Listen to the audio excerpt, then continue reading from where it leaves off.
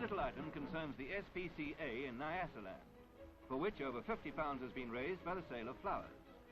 It's a worthy effort, yes, but what's really too good to be true are the flowers themselves. They're all artificial. Mrs. Summers is talented with this particular skill.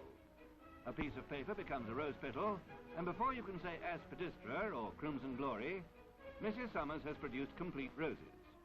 Realistic? Why, you can almost smell them.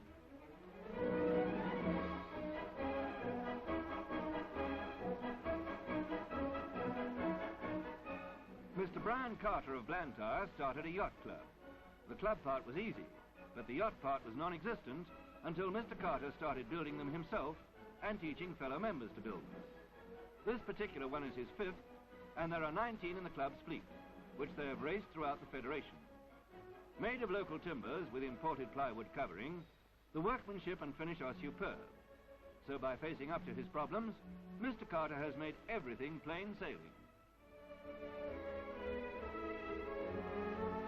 A blast on a kudu horn signals a gathering near Zambia of over 300 Boy Scouts, drawn together in celebration of 50 years of the Boy Scout movement.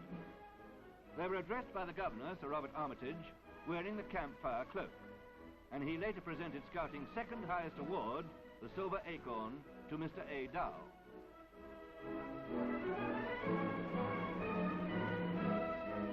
Of various displays, the 15th Nyasaland Chilwa Troop kept their entertainment on a very high level. They say many a prominent man has got his first leg up through scouting.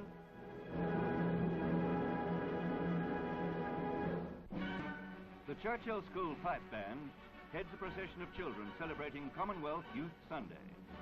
The celebration was organized by the Salisbury Youth Council as part of the reaffirmation of the Christian faith throughout the world. In Salisbury Park, the Southern Rhodesian Prime Minister took the salute at the march past, following which a message was read from Her Majesty the Queen. In Umtali at Marymount College, Catholics celebrated the consecration of the first Roman Catholic Bishop of Umtali. It was performed by the papal delegate to Southern Africa, Archbishop Damiano. The bishop-elect had the gospel laid upon his neck, while prayers of consecration were said, and he was prepared for the anointing. Then came the symbolic offering of 2 lighted candles, 2 loaves, and 2 barrels of wine. With high ceremony, the consecration took place, and the installation of the Right Reverend D.R. Lamont as Bishop of Umtali was completed.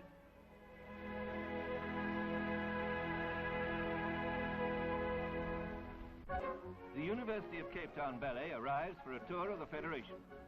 Their first performances were held at the University of Rhodesia and Nyasaland, which thus enjoyed its first visit by an organized group from another university. They were welcomed by the principal, Dr. Walter Adams.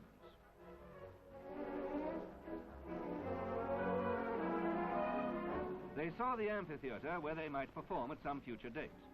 However, on this occasion, they performed indoors, opening their tour with the ever-popular but extremely demanding Swan Lake. Probably the most active ballet group in Southern Africa, they deservedly enjoy a high reputation. Ballet, indeed, is one of the most flourishing of art forms throughout the world.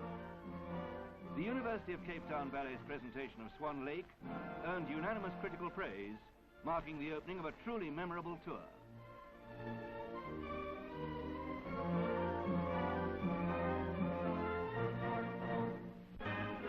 Our lives are very much wrapped up in weights and measures, and the one thing we like to know is that they are reasonably accurate. Exact accuracy, however, is a state of perfection difficult to reach and well-nigh impossible to maintain. Last year, 1,300 Nyasaland traders submitted 17,000 pieces of equipment to the Department of Assizes for checking. Here, Mr. Penn checks the samples against the Assizes Department's own weights, known as standards. Where tiny discrepancies exist, the customer should get the benefit. But even the standards themselves have to be checked periodically, and when necessary, they're sent all the way to England for further checking.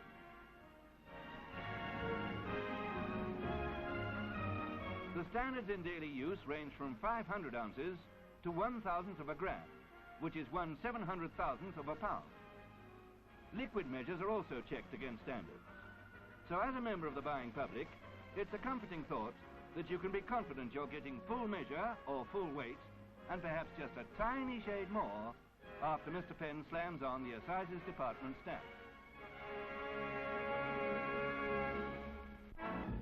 A new £150,000 branch of Co-operative creameries is opened in Kitwe. The chairman, Mr. Barnett, spoke of the co-op's progress, and the member for agriculture, Mr. H.A. Watmore, spoke of the government's active part in bringing the project into production. The plant was started by Captain Godson, a pioneer of milk production in these parts. Over 6,000 gallons are handled daily by automatic plant, which is the last word in hygiene. What with machine filling and mechanical capping, not to mention mechanical milking, who knows? One day even the cow might become obsolete. Also in northern Rhodesia, a number of entries are flown in for the Lusaka Dog Show, the Kennel Club of Northern Rhodesia's second championship show. We don't know what the fares were, but one little fellow didn't pay. Anyway, hundreds and hundreds of canine aristocrats showed up and brought their owners with them. Quite an international flavour.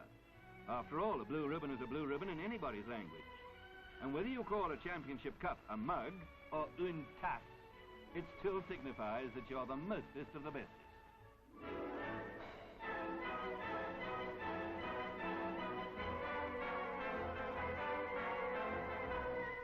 When it comes to examining the armament, not all nations have joined the disarmament conference. So just in case the Bozoi's guns were loaded, he was judged from this side of the Iron Curtain.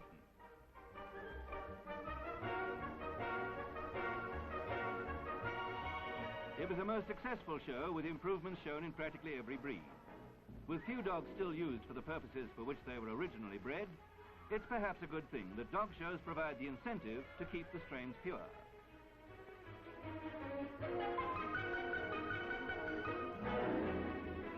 And now over to the Northern Rhodesia Derby, run at the Lusaka Turf Club.